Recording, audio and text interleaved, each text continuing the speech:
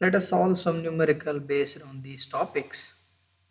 Consider a two-pole 50 Hz 11 kV turbo alternator has the rating of 100 megawatt, power factor 0.85 lagging.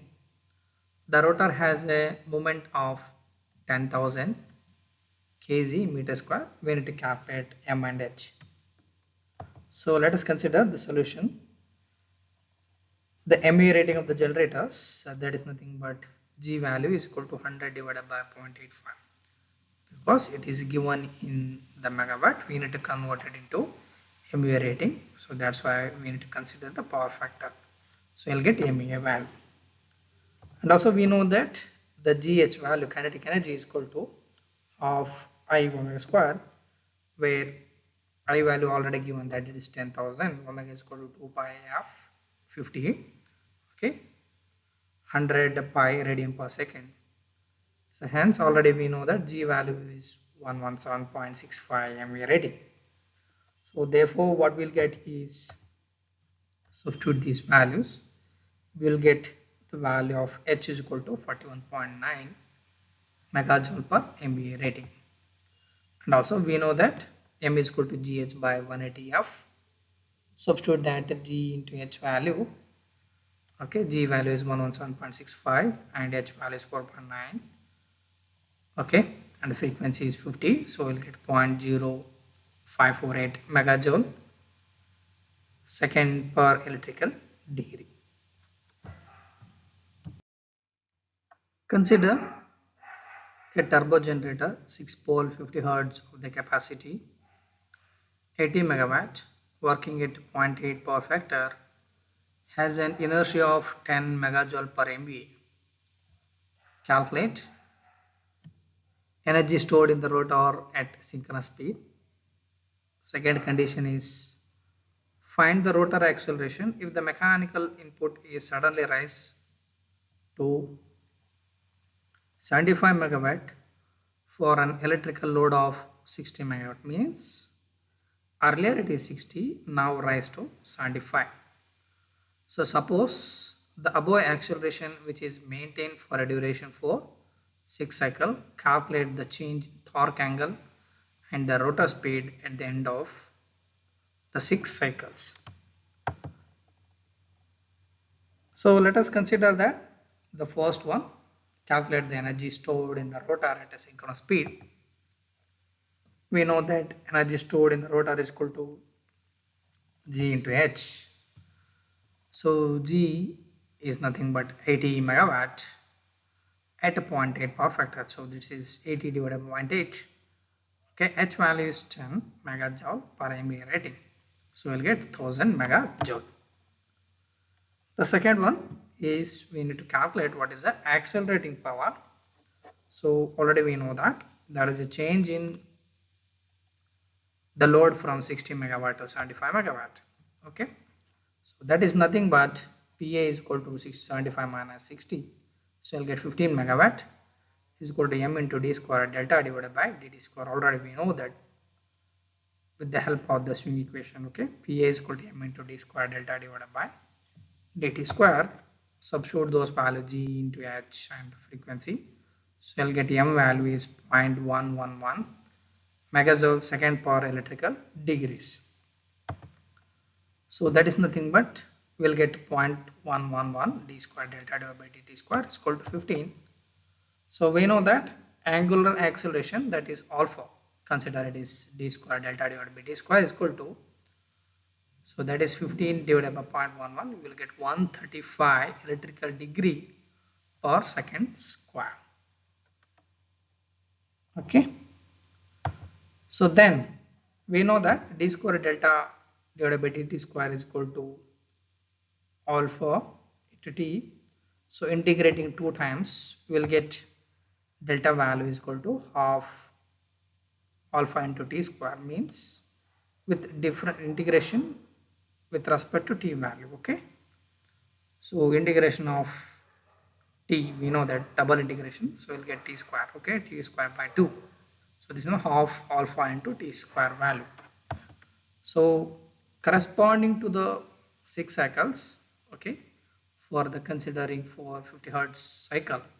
So 60 out of 50 you will get 0.12 second. So there is a change in delta at the end of the 6th cycle is equal to half. This is means we are substituting that value, okay, with respect to this equation, that is delta is equal to half alpha into t square.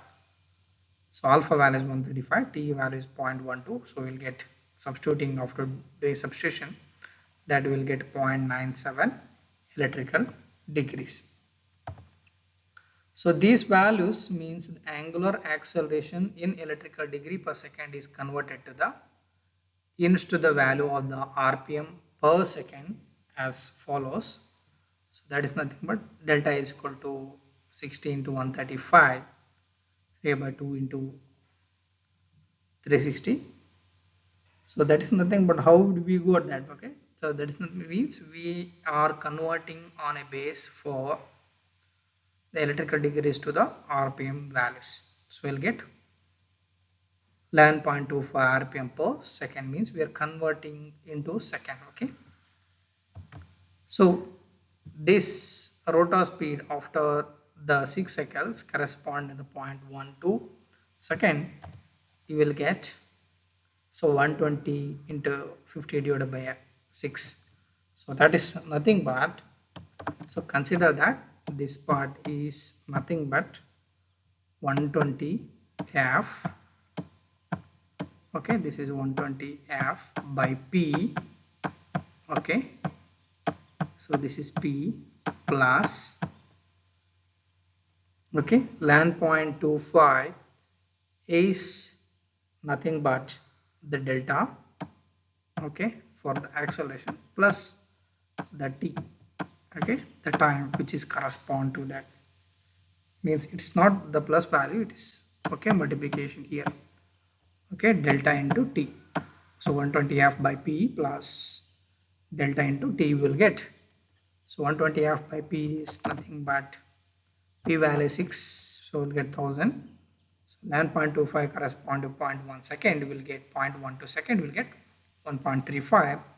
So this is the new RPM which is set after there is a load changes from 60 megawatt to 75 megawatt. So you can observe here, so this is supposed to be operated at 1000 RPM, but it is went up to 1001.35, so that it can able to attain the new required mechanical input for the turbo alternator or the synchronous generator. Consider the next numerical, that is 60 Hz 4 pole turbo generator rated 500 MVA 22 kV has an inertia constant of H is equal to 7.5 megajoule per MVA. Find first one, that is Ke, kinetic energy stored in the rotor at a synchronous speed. Second one is angular acceleration if the electrical power develops 400 megawatt when there is input minus rotational losses is 740 kilo horsepower. Okay, let us consider the first one, which is kinetic energy, which is the expression G into H. G value is directly given, it is in terms of MVA. Okay, H value is 7.5, so we will get 3750 megajoules. So the angular acceleration, that is d square delta divided by dt square, can be found using with the help of the swing equation, that is gh by 180 f d square delta divided by d square is equal to pm minus pe.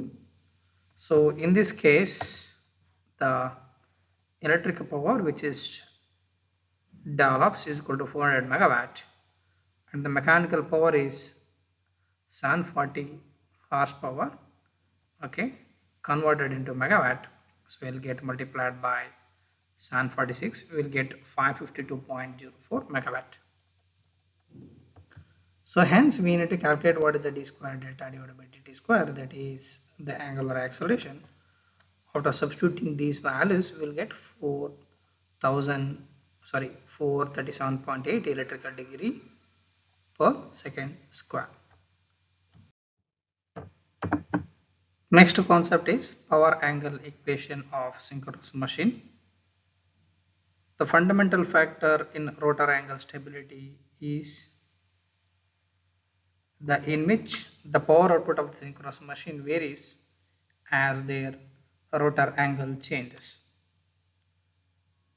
It means that the equation which is relating the electrical power generated to the angular displacement of the rotor is called as power angle equation. So that is nothing but the power which is P denoted and the rotor angle acceleration is delta. The formation of the power angle equation is very important in the case of stability studies. So we know that based on the rotor construction, there are the two types of synchronous machine. Okay. So that is nothing but the first one is the salient pole machine. So in the case of salient machine, has the number of the projecting poles for having the field coils. So hence there is air gap is not uniform along the rotor periphery. So it is least along the axis of the main poles, means generally it is denoted as direct axis, and the maximum along the axis of the interpole region, it is called as quadrature axis. So hence the flux linkages are not uniform. So correspondingly, this machine which is going to offers the D axis reactance and the Q axis reactance for the flow of armature current. So in the case of non-salient pole type synchronous machine, the rotor consisting of cylindrical structures having number of slots at regular intervals along the outer periphery of the cylinder for accommodating the field coils. Here the air gap is uniform along the rotor periphery and hence the flux linkages in D axis and the Q axis are equal. So we have that xs is equal to xd is equal to xq. So practically all high-speed turbo alternators are of cylindrical in construction. So let us consider the power angle equation for the both the type of the synchronous generators. Okay, so this is the simple single phase equivalent reactance diagram for non-salient pole type synchronous generators. Okay, consider the first one, that is the power angle equation for non-salient pole type synchronous machine. Okay, these are the nomenclature which is going to be used. So E is generated voltage in the machine which is having the phase angle of delta. Okay, delta is nothing but there is a load angle or the torque angle, or generally consider that it is the power angle. So this is xs is nothing but synchronous reactance of the machine, and this is et. Okay, this is the value of t. Okay, et is nothing but the voltage at the terminal of the machine. There is an angle which we are considering that at this point is theta value. Okay, the angle which is made is theta degree, and x is nothing but the reactance of the transmission line. Okay, this portion, and the V is nothing but the voltage at infinite bus, means generally the terminal voltage is considered as the reference, and the current which is flowing is nothing but the load current. So let us suppose that machine which is operating for lagging power factor, that is the load current which is lags with respect to the infinite bus voltage, that is V value. Okay, so V is at a reference, the current which is lagging. Okay, so here you can see to that there is an angle between the V and I is nothing but this is the value of phi. Okay, and the angle between V and E is nothing but the generated voltage is the theta value, Okay, and how we need to draw this important thing is take V as the reference. Okay, and because assuming that the value, the angle between I and ET is at an angle of 90°, the current which is lagging, so hence this is perpendicular to that this is perpendicular at an angle of 90°. The angle which is makes here in this portion is 90°. Okay, between I and excess value. So V, so next we have ET, combined together we will get the value of E. Okay, so before E we have, this is nothing but the XE and the XS value. So here this is the XS and this is XE value. Okay, so combined together it is V ET, so together we'll get the value of E. So from this, the phasor diagram, we can write it as nothing but E is equal to V plus whatever the drop we have, I into XS plus XE. So we need to calculate what is the value of I. I is equal to E minus V divided by J XS plus XE. Okay. Then the net power developed by the machine, which is given as P is equal to RE is nothing but the reactive power. So that is nothing but real power. Okay. So V into I conjugate. So in this our equation, we know that what is I value. Okay, real power E minus V, J into XS plus XE. So we know that what is the E value? E is operating at an angle of delta and V is at 0. Okay, and the J value that we know that it is at an angle of 90°. Okay, V is at reference. So what we'll get? So this minus will go to that numerator and go into an plus. So look at this. This is a conjugate value. Whatever the values plus is going to be minus. Minus into minus will term go to past. Okay, minus into minus is another plus. Okay, because this is a real power, so we are converting on real power. So V into E delta. Okay, E minus delta divided by XS plus XE and divided by minus 90 will go to the numerator. So this 90° will become plus 90. So okay, so already we got this value conjugate. Okay, this minus 90 go to the numerator will going to become the plus 90°. Okay, plus 90 minus delta. So here V into V square, so you'll get XS plus XE cos 90. So that is nothing but cos 0 is 1, cos 90 is, okay. So what we'll get, cos 90 minus delta is nothing but sin delta. So thus what we'll get is P is equal to V divided by XS plus XE into sin delta. So this is the equation which is subjected to a non-salient pole type of synchronous machine. So this equation shows that the power transfer depend upon the generated voltage, that is E value, and the voltage of the bus is E, the system reactance and the torque angle delta.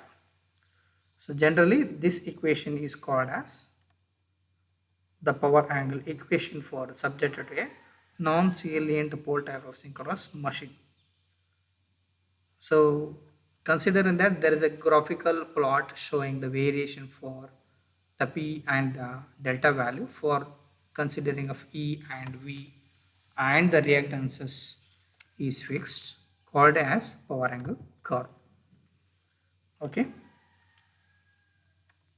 so you can see to that 0 and there is a maximum value at 90° and bring back to 0 at 180°. So there is the maximum power transfer at delta is equal to 90°. Then corresponding to the power equation is maximum power is equal to V into E divided by XS plus XE. So for the values, if the delta value is greater than 90°, the power output of the machine is going reduces successfully. Okay, and the finally machine become stall. So hence the machine means hence the PM at which the maximum power transfer occurs is called as steady state stability limit of the machine.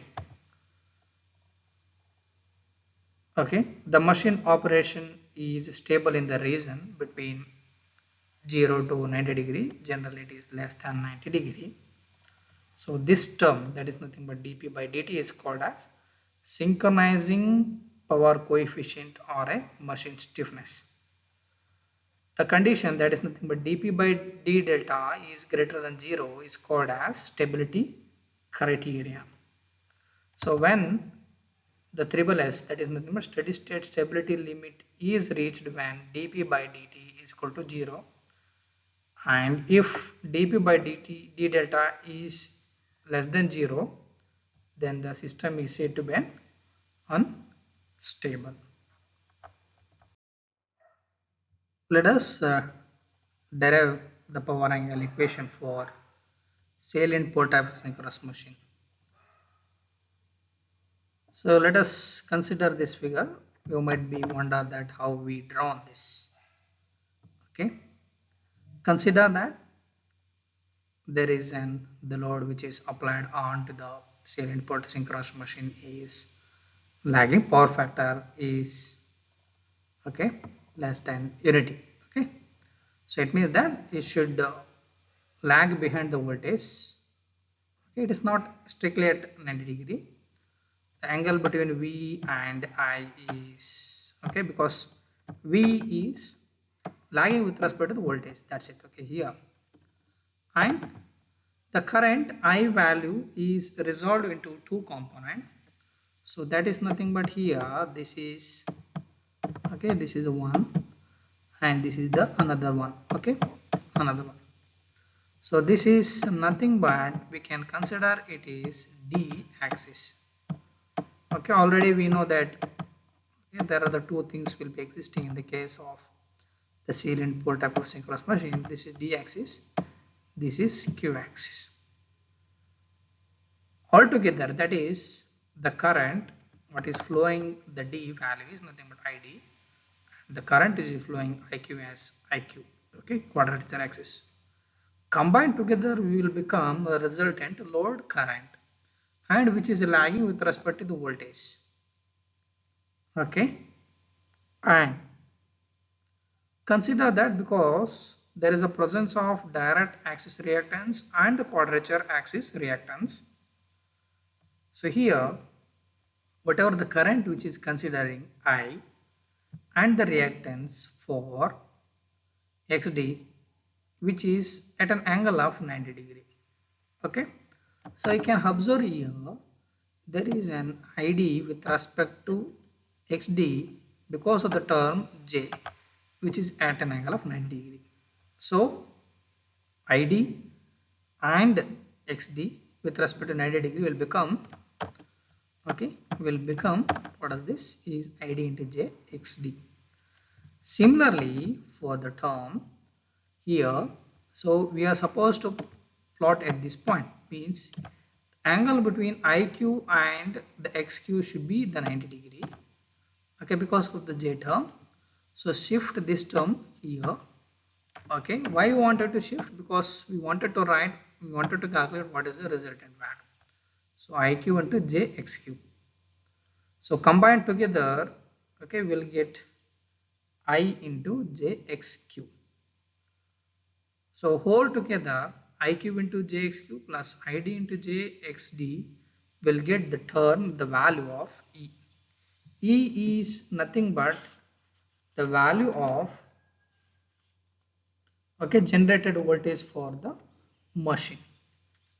Okay, consider these are the nomenclature here. What we consider E at an angle of delta generated EMF, V is the bus bar voltage, XT is the direct axis, XQ is the quadrature axis, and the current which is delivered cos phi. So from this reference diagram, so we can write that the power developed. Okay, so P is the total power developed. V cos delta. So why it is cos delta? Because the angle between IQ and V is nothing but delta. Means there is a total value, resultant value is E and the V is nothing but delta.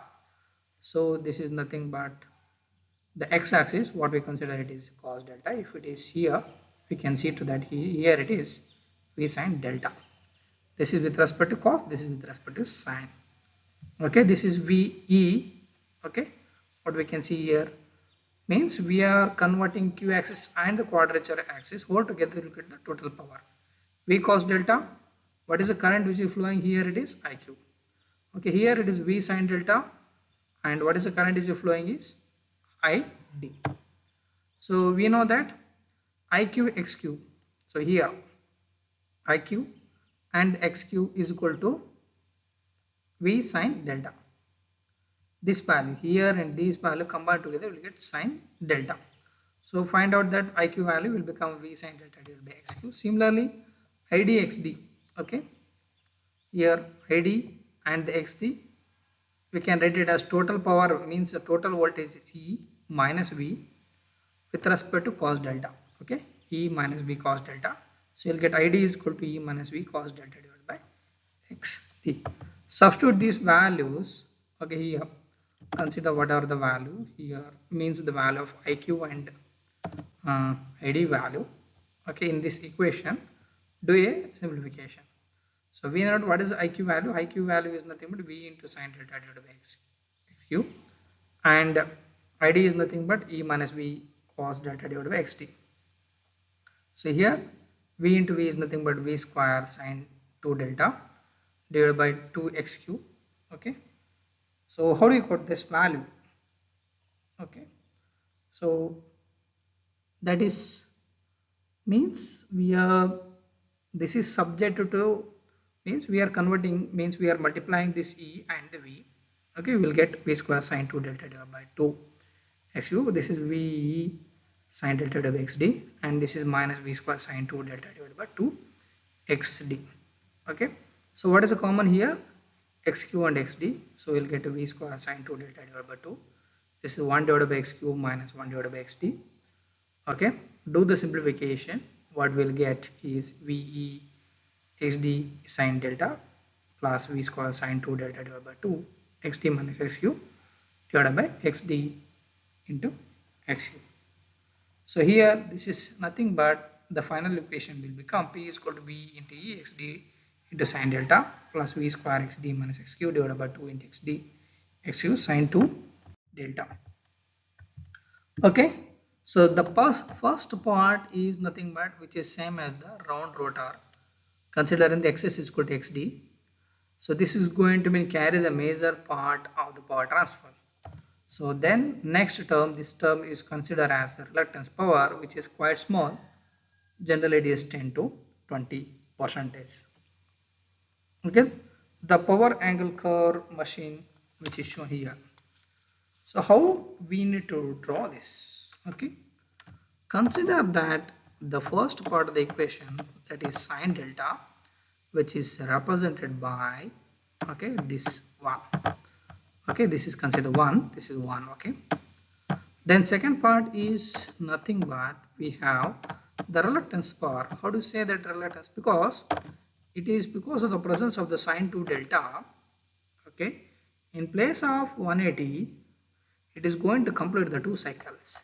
So here you can see to that at 90 degree it will come back to 0 because of the presence of 2. Okay, and another cycle, the negative half cycle, which is completed 180 degree. So this is nothing but we will consider as it is a reluctance power. Okay, then how to draw the resultant power? We know that this is plus, this is plus, this is plus, this is also plus, this is plus and the minus. So what will happen here, plus and plus, it is going to enhance, so you will get the value of plus. Okay, so here this is also plus into plus, but this is a magnitude which is decreasing, so it is slightly falling from peak value. Because it is a plus and the minus, so what will happen, it is reducing drastically and come back to normal and settle down at 180 degree. Okay, so this is nothing but from this figure what we can understand is that maximum power output which occurs generally it is less than 90 degree. Okay, so here you can see to that. So generally this value is less than 90 degree, means it may be around 70 or less than that. So the delta at which the power flow is maximum, which can be computed by the help of the synchronizing power coefficient. So that is dp by d delta to the 0 values. Okay, so this will be made clear in the following example. Means, so these are all the things. Some of the numerical can be solved by with help of these equations. So this is the equation for subjected to a salient pole type of the synchronous machine.